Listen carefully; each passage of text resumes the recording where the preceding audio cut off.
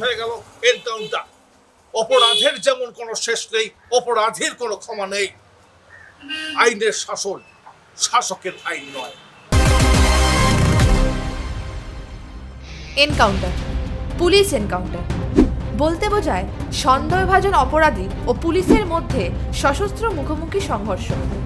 প্রতিটি এনকাউন্টারের ক্ষেত্রে বিচার করা হয় যে ভারতীয় ন্যায় সংহিতা বিএনএস, ভারতীয় নাগরিক সুরক্ষা সংহিতা বিএনএসএস, সংবিধান প্রদত্ত মৌলিক অধিকার এবং আদালতের নির্দেশিকা অনুযায়ী আইন সম্মত ছিল কিনা। যদি প্রমাণিত হয় যে পুলিশ এনকাউন্টারটি বৈধ কারণে হয়নি বা সাজানো, তাহলে সংশ্লিষ্ট পুলিশদের ওপরে আইনানুগ ব্যবস্থা গ্রহণ করা হয়। নাবালিকা ধর্ষণ কাণ্ড নিয়ে রাজ্য রাজনীতি উত্তাপ। মুখ্যমন্ত্রী শুভেন্দু অধিকারী যে কোনো অপরাধে জিরো টলারেন্স নীতিতে বিশ্বাসী। রেড অ্যালার্ট প্রথম থেকেই এই ঘটনার দিকে নজর রেখেছে। প্রত্যেকটা পুঙ্খানুপুঙ্খভাবে আমরা তদন্ত করছি। শুধু তাই নয়, আগামী দিনে কি ঘটতে চলেছে এবং এর পেছনে কারা কারা আর রয়েছে সেদিকেও নজর রেখেছে রেড অ্যালার্ট। বারুইপুরে নাবালিকা ধর্ষণ ও খুনের ঘটনাকে কেন্দ্র করে রাজ্য জুড়ে তীব্র চাঞ্চল্য ও রাজনৈতিক তৎপরতা অব্যাহত। ঘটনার পর থেকে বিভিন্ন রাজনৈতিক দলের প্রতিনিধিরা নির্যাতিতার পরিবারের সঙ্গে দেখা করেছেন। মঙ্গলবার বারুইপুরে নির্যাতিতার পরিবারের সঙ্গে দেখা করলেন মুখ্যমন্ত্রী শুভেন্দু অধিকারী। তার আগেই সকালে সেখানে পৌঁছে যায় বিজেপির একটি প্রতিনিধি দল। এদিকে বারুইপুরের ঘটনায় রাজ্য সরকার শুরু থেকে কড়া অবস্থান নিয়েছেন। মুখ্যমন্ত্রী শুভেন্দু অধিকারী জানিয়েছেন, সূর্যপুর থানার ক্যাম্প ইনচার্জ দিদেন IC Baruipur, SDPO Baruipur, additional SP Baruipur, in presence of the DGP and SP ADG IG, আমরা আমাদের পার্টও পুরো অ্যানালাইসিস করেছি। আমি DGP-কে 72 ঘন্টা টাইম দিয়েছি। তিনি আমাকে, আমি যা ফাইন্ডিংস পেয়েছি, ওনার যে অ্যাডমিনিস্ট্রেটিভ প্রসিডিওর রয়েছে, প্রসিডিওর অনুযায়ী একটা রিপোর্ট দেবেন।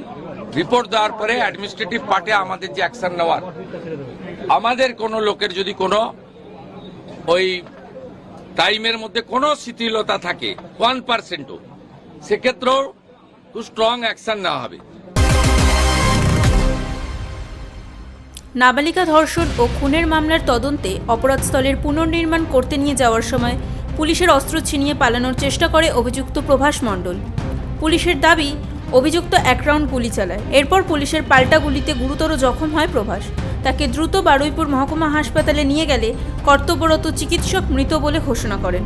পুলিশ সূত্রে জানা গিয়েছে, বুধবার 8ই জুলাই রাত প্রায় 12:45 নাগাদ বারুইপুর থানার মামলা নম্বর 1350/26-এর তদন্তকারী আধিকারিক ও তার টিম প্রভাস মণ্ডলকে নিয়ে বারুইপুর থানার অন্তর্গত সূর্যপুরে ঘটনাস্থলে অপরাধস্থলের পুনর্নির্মাণের জন্য যান।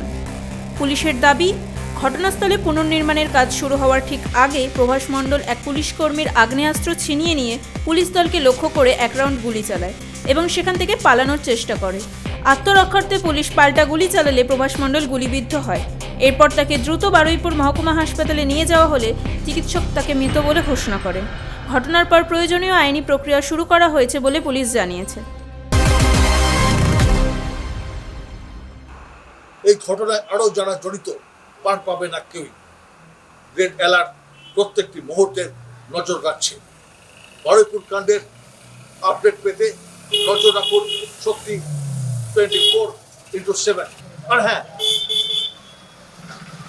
আনন্দ সর্দার, তাকে ধরা হয়েছিল, তাকে নিয়ে যাওয়া হয়েছিল পুলিশ ক্যাম্পে। সেখানকার এএসআই তাকে জিজ্ঞাসাবাদও করেছেন।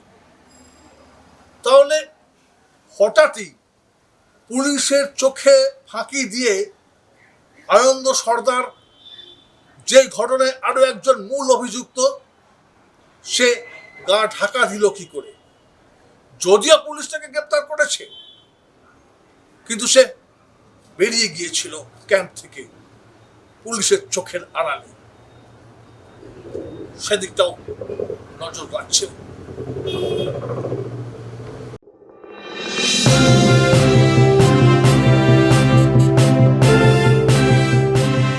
আপনারা দেখছেন শক্তি 24x7, voice of truth, power of people.